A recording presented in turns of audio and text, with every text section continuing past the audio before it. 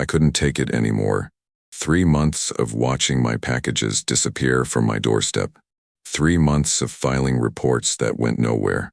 3 months of that smug smile as she walked past my house every single day. You know what? I spent 15 years as a police officer in this city. I know exactly how the system works, and I know exactly when it's time to take matters into your own hands. So listen up, Karen. You think you're entitled to everything, including what belongs to me? Well, today you'll learn. Today you'll regret ever setting foot on my property. Today, justice comes in a cardboard box. Before we continue, if you enjoy stories about sweet revenge and justice served, make sure to click that subscribe button. This is the best way for you to support our work. Thank you very much, and let's continue. Moving into a quiet suburban neighborhood was supposed to be my reward. After 15 years on the force, dealing with the worst humanity had to offer, I'd earned my peace. The pension wasn't much, but combined with my private security consulting, it was enough to afford a modest house in Oakwood Heights. Nice lawns, clean sidewalks, and neighbors who smiled and waved. At least that's what the realtor promised. My name is Marcus Johnson, former detective sergeant with the Metro PD, now just another homeowner trying to enjoy retirement at 45. The first few weeks in the neighborhood were everything I'd hoped for. Quiet mornings on the porch with coffee and the newspaper. Evening walks without having to scan every alley and doorway for threats. For the first time in decades, I could feel my shoulders relaxing, the constant tension in my neck easing. That all changed when I met Patricia Whitfield from 4 houses down. I was bringing in groceries when she approached, clipboard in hand, pearls gleaming against her pressed pink cardigan. Her blonde hair was cut in that specific style that screams, "I'd like to speak to your manager," before a word is even spoken. "You must be the new neighbor," she said, not offering a handshake. "I'm Patricia Whitfield, president of the Oakwood Heights Homeowners Association." I balanced my grocery bags and gave her a friendly nod. "Marcus Johnson, nice to meet you." Her eyes narrowed slightly as she looked me over, then darted past me to scan my front yard. "Well, Mr. Johnson, I just wanted to welcome you to the neighborhood and make sure you received your copy of the HOA bylaws." "I did, thank you. The previous owners left them on the kitchen counter." "Excellent. Then you're aware of Section 4.3 regarding lawn maintenance? Your grass appears to be approximately half an inch above the maximum allowed height." I looked down at my perfectly reasonable lawn, then back at her. "I just moved in 3 days ago, ma'am. I'll be taking care of the yard this weekend." Her smile tightened. "See that you do. We maintain certain standards in Oakwood Heights." As she walked away, I couldn't help but notice how she slowed down to peer into my mailbox. Something about her bothered me on a level I couldn't quite place. Maybe it was the cop instinct, honed from years of reading people, or maybe it was just that her smile never reached her eyes. Whatever it was, I dismissed it. I hadn't left the force just to start looking for trouble in my own neighborhood. The first package went missing 2 weeks later. Nothing special, just some books I'd ordered. I figured it was a mistake or perhaps delivered to the wrong address. Amazon sent replacements without much hassle. Then it happened again. A new coffee maker. Die. Security camera cables. Dawn. Each time, the tracking showed delivered, but nothing was on my porch. I installed a simple doorbell camera, thinking that would solve the problem. The next day, reviewing the footage, I finally saw it. Patricia Whitfield in her morning power walk outfit, casually mounting my steps, picking up my package, and sliding it into her oversized purse before continuing her walk as if nothing had happened. I sat back in my chair, staring at the screen. It wasn't just the theft that got to me. It was the casual entitlement of it. The absolute certainty that she could take what was mine with no consequences. I reported it to local PD, of course. Showed them the footage. Officer Rivera, young kid, couldn't have been on the job more than a year. Took the report politely enough. "We'll look into it, Mr. Johnson. Though between us, these package theft cases rarely go anywhere." "I have video evidence," I reminded him. "Yes, sir, and that helps. But unless the value exceeds a certain threshold, it's likely to be classified as a low-priority misdemeanor. First-time offenders usually get probation at most." I knew he was right. I'd given the same speech hundreds of times myself.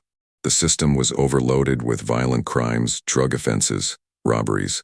A middle-aged woman stealing Amazon packages wasn't exactly going to trigger a major investigation. 3 days later, I received a call from Rivera. We spoke with Ms. Whitfield. She claims she was collecting the packages to keep them safe for you, and simply forgot to drop them off. And you believed that? There was an uncomfortable pause. She returned the items to the station. Nothing appears to be missing or damaged. So no charges? The DA's office declined to pursue it. Ms. Whitfield has no prior record, and all property was returned. I thanked him for his time and hung up. As a cop, I'd have understood. As the victim, it was harder to swallow. The next day, Patricia walked past my house during her morning stroll. When she saw me on the porch, she gave me that same tight smile and a little wave, as if nothing had happened, as if she hadn't been caught on camera stealing from me. That night, I installed additional cameras covering every approach to my property and set up alert notifications on my phone. I also started having packages delivered to a pickup locker at the local grocery store. Keys returned for about a month. Then the garden gnome incident happened. It was a gag gift from my former partner at the precinct, an ugly little gnome holding a fishing pole. I put it near my rose bushes as a joke. 2 days later, I received a certified letter from the HOA citing me for unauthorized lawn ornaments and demanding its removal within 48 hours. I walked the neighborhood that evening. 27 garden gnomes. I counted them. Different shapes, sizes, and activities, but gnomes nonetheless. Every third house seemed to have one, including, ironically, a family of ceramic gnomes arranged in a semicircle in Patricia Whitfield's immaculate front garden. The next HOA meeting, I brought photographs. I raised my hand during the open forum section. Ms. Whitfield, I'd like to understand why my single garden gnome violates HOA regulations, while the numerous other gnomes in the neighborhood, including your own, are permitted. The room fell silent. Patricia's face flushed red, then composed itself with remarkable speed. Mr. Johnson, your ornament falls outside the approved decorative guidelines due to its garish coloring and inappropriate gesture. Inappropriate gesture? He's fishing. The placement of the fishing pole is suggestive, she replied primly. Several older ladies nodded in agreement, though I noticed a few other neighbors struggling to hide their smiles. I knew when I was being targeted. I removed the gnome that night, shipping it to my former partner with a note explaining its supposed lewd conduct. The package thefts resumed the following week. This time, Patricia was careful to approach from the blind spots between my cameras. I only caught glimpses, a flash of blonde hair, the edge of a pink sleeve. Not enough for another police report. I tried reasoning with her, caught her one morning during her walk, and very calmly explained that I knew what she was doing and asked her to stop. She looked at me with such practiced innocence that for a moment, I almost doubted what I'd seen on my own cameras. Mr. Johnson, I think you're confused. Perhaps the stress of retirement is affecting you? Many officers struggle with the transition to civilian life. Before I could respond, she added, I've noticed you watching me from your window. I'd hate to have to file a harassment complaint. That's when I realized this wasn't just casual theft. This was deliberate, personal. For whatever reason, Patricia Whitfield had decided I didn't belong in Oakwood Heights, and she was going to make living there uncomfortable until I left. But she'd miscalculated. 15 years dealing with the worst of humanity hadn't made me jumpy or fragile. It had made me patient, strategic, and I still had friends on the force who owed me favors. Over coffee with my old colleague from forensics, I outlined a plan so simple it bordered on elegant. The package I prepared was perfect. Standard Amazon box. Inside, a spring-loaded dye pack similar to those used by banks, modified to disperse a fine cloud of neon blue powder and cosmetic-grade glitter when opened. Completely harmless, but nearly impossible to clean up completely. The kind of thing that would stick in carpet fibers, car upholstery, and hair for days. I placed a decoy camera in plain sight, making sure Patricia would spot it and approach from the unmonitored angle. Then I positioned my real cameras, tiny, high-definition models borrowed from my security consulting supplies to capture every detail. The final touch, a fake shipping label for luxury cosmetics, limited edition collection, with a barcode suggesting contents valued at several $100s. I placed the box on my porch at 7:30 a.m., precisely when neighborhood activity was at its lowest, but right before Patricia's daily walk. Then I waited in my car down the street, monitoring the camera feed on my phone. She appeared at 7:43, right on schedule. Power walking outfit, Bluetooth earbuds, oversized purse. She slowed as she approached my house, checked for cars, then moved directly to my porch from the angle she thought was safe. The way she snatched up the package, that little smile of satisfaction, made my blood boil all over again. But I stayed calm. Justice was minutes away. Patricia continued her walk, package tucked into her purse, nodding at neighbors as she passed. She completed her usual circuit, returning to her immaculate two-story colonial with the pale blue shutters. I drove home and waited, counting down in my head. The die pack was designed to activate approximately 2 minutes after the seal on the box was broken. At 8:17, my phone rang. It was Mrs. Abernathy from next door. "Marcus, dear, I thought you should know. There seems to be some commotion at Patricia's house. Some kind of blue smoke coming from the windows, and she's screaming something fierce." I thanked her for letting me know and hung up, allowing myself a small smile of satisfaction. Then I got to work. First, I called the non-emergency police line, reporting that I was concerned about my neighbor. I'd seen unusual colored smoke coming from her house and heard screaming. Next, I texted Officer Rivera. "Remember my package thief? Think she might have gotten more than she bargained for this time." By the time I walked down to Patricia's house, a small crowd had gathered on the sidewalk. Through the open front door, I could see destruction worthy of a crime scene. Blue powder covered everything: the white marble entryway, the cream-colored sofa, the antique dining table visible through the archway. Glitter sparkled in the morning sunlight streaming through the windows, suspended in the air like tiny stars. And in the middle of it all stood Patricia Whitfield, transformed from HOA queen to Smurf impersonator. Her blonde hair was streaked with blue. Her face, her hands, her pristine white power-walking outfit, all stained with vibrant neon dye. Glitter covered her like she'd fallen into a kindergarten craft project.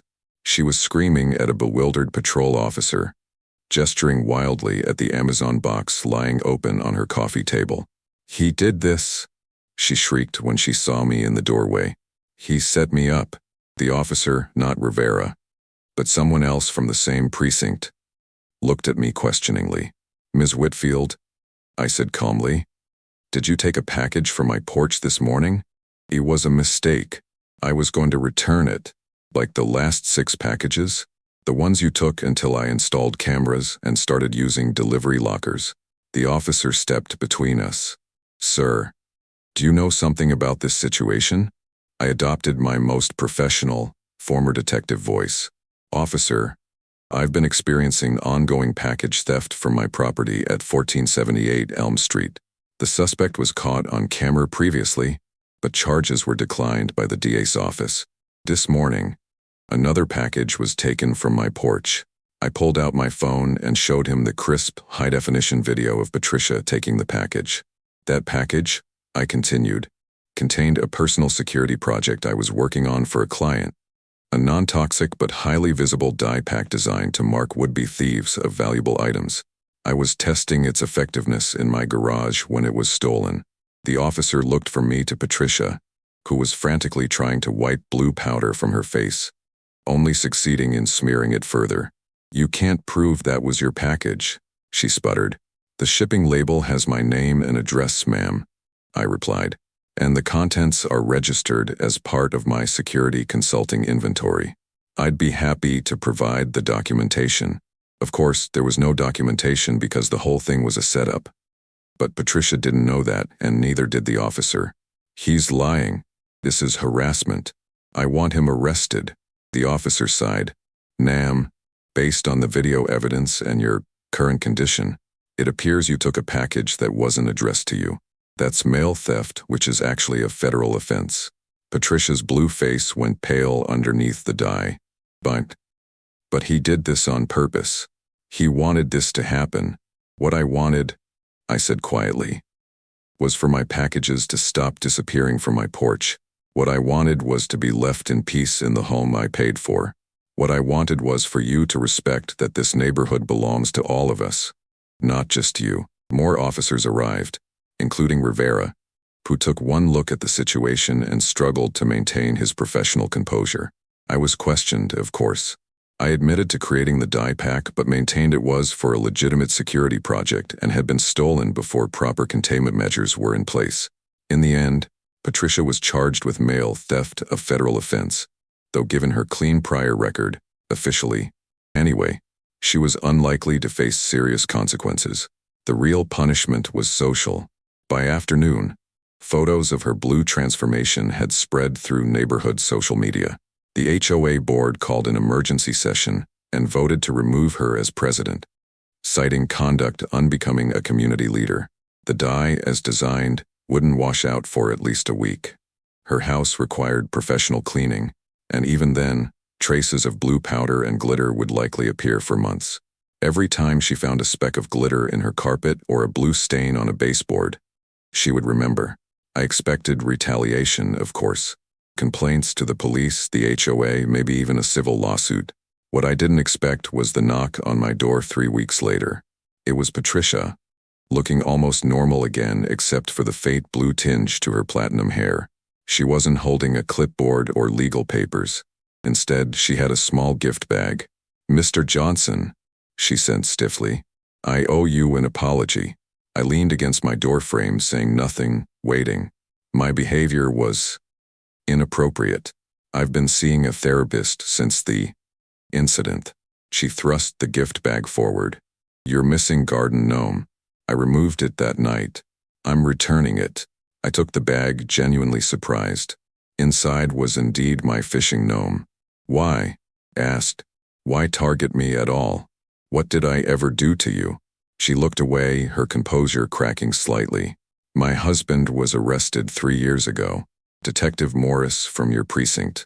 The corruption scandal with evidence tampering." The name clicked immediately. Detective James Morris. He had been caught falsifying evidence in drug cases, planting items to ensure convictions. I hadn't been directly involved in the internal investigation, but I had testified about departmental procedures during his trial. "I had nothing to do with your husband's case," I said. "I barely knew the man. You were part of the system that turned on him," she said, her voice bitter. "Then you moved into our neighborhood like you belonged here. Every time I saw you, with your perfect lawn and your quiet retirement, I thought about James in prison. Felt unfair. I considered telling her that her husband had disgraced the badge, had violated the public trust, had potentially sent innocent people to jail. But what would be the point? Patricia," I said instead. "Your husband made his choices. I made mine, and you made yours when you decided to steal from me instead of just talking to me." I held up the gnome. "Thank you for returning this. I hope you find peace with whatever you're dealing with." I started to close the door, then paused. "And Patricia, if any more of my packages go missing, the next dye pack won't be blue.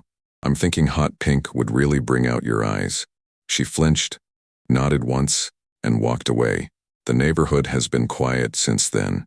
Patricia still lives 4 houses down, but she crosses the street when she sees me coming. The new HOA president is a retired teacher who seems more concerned with organizing block parties than measuring grass height. My packages arrive safely, whether I'm home or not. Sometimes justice comes from the system working as it should, and sometimes justice comes in an Amazon box with a surprise inside. Either way, the lesson is the same. Respect other people's property or face the consequences, even if those consequences turn you neon blue. As for me, I finally have the peaceful retirement I earned.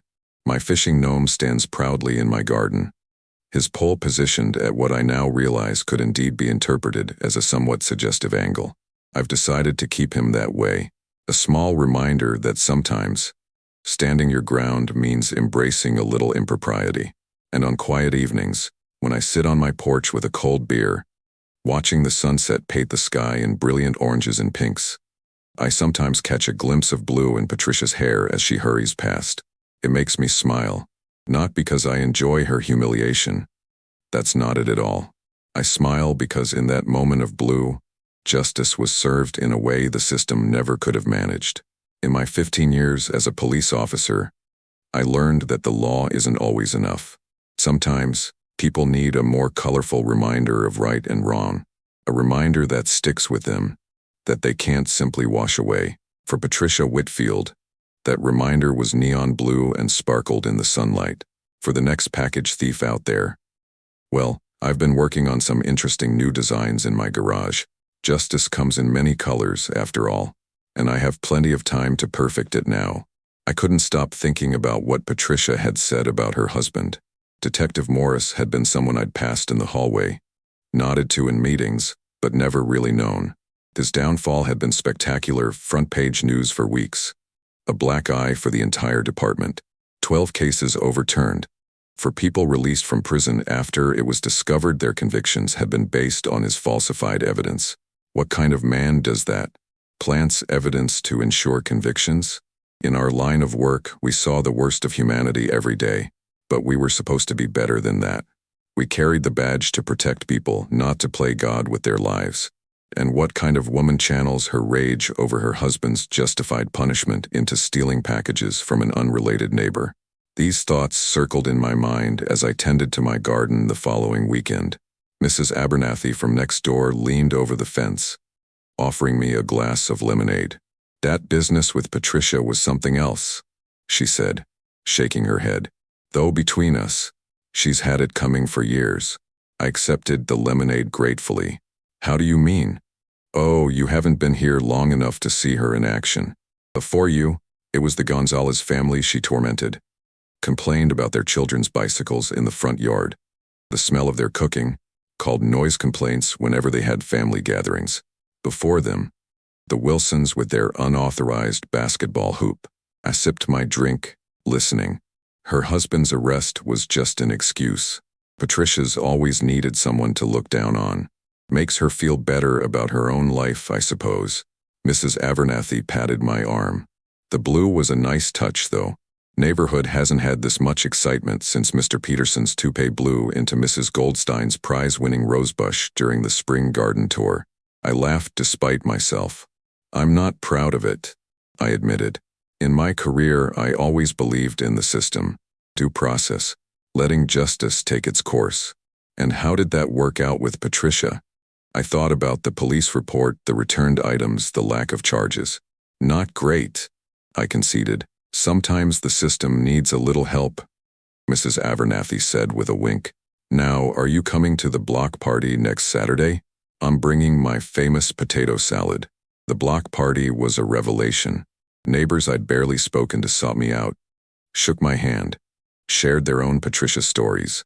The Gonzalez family brought me homemade tamales. Mr. Wilson offered me free passes to his gym. Mrs. Goldstein presented me with a cutting from her prize rosebush, saying my garden could use a touch of class alongside that provocative gnome. For the first time since moving in, I felt like part of the community. Not the ex-cop who lived alone, but Marcus from Elm Street, the guy who turned the HOA tyrant blue. Patricia didn't attend the block party. Her house remained closed up, blinds drawn.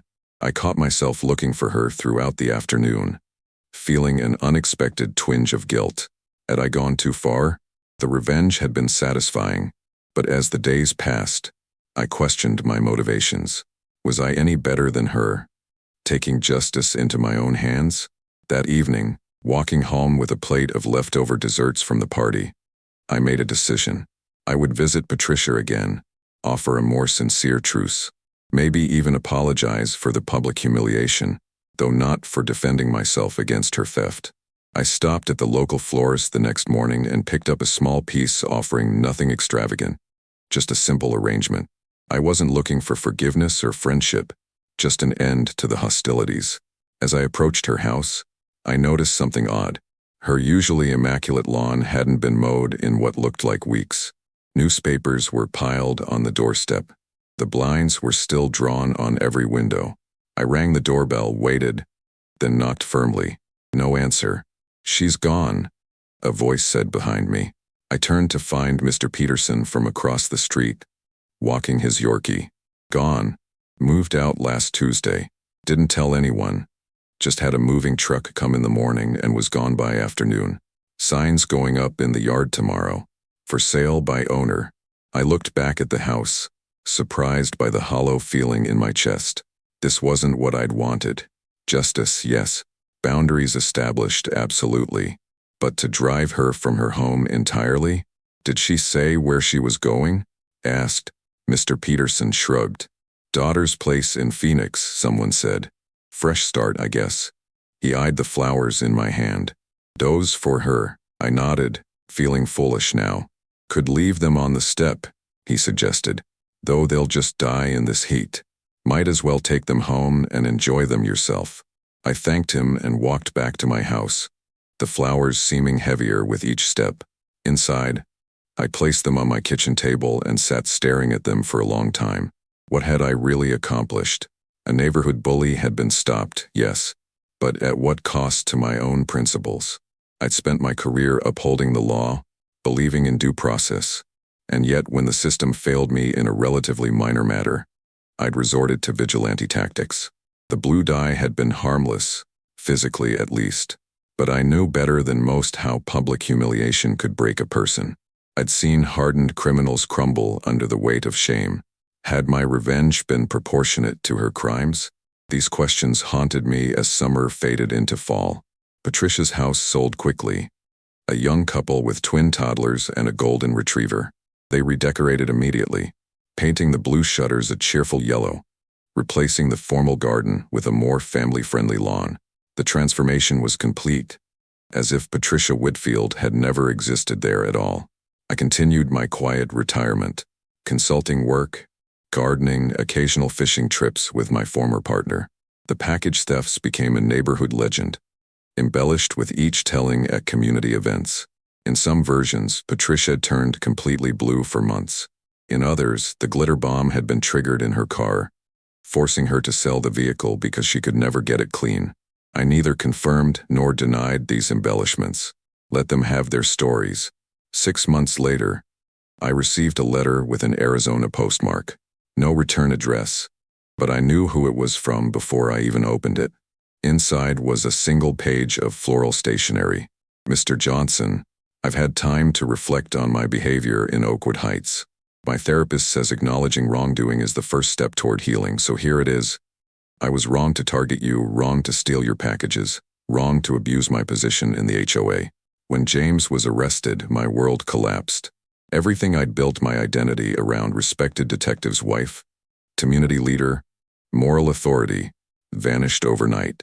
I needed someone to blame besides my husband. You were convenient. I'm not asking for forgiveness. What I did was inexcusable, and your response, while extreme, was not undeserved.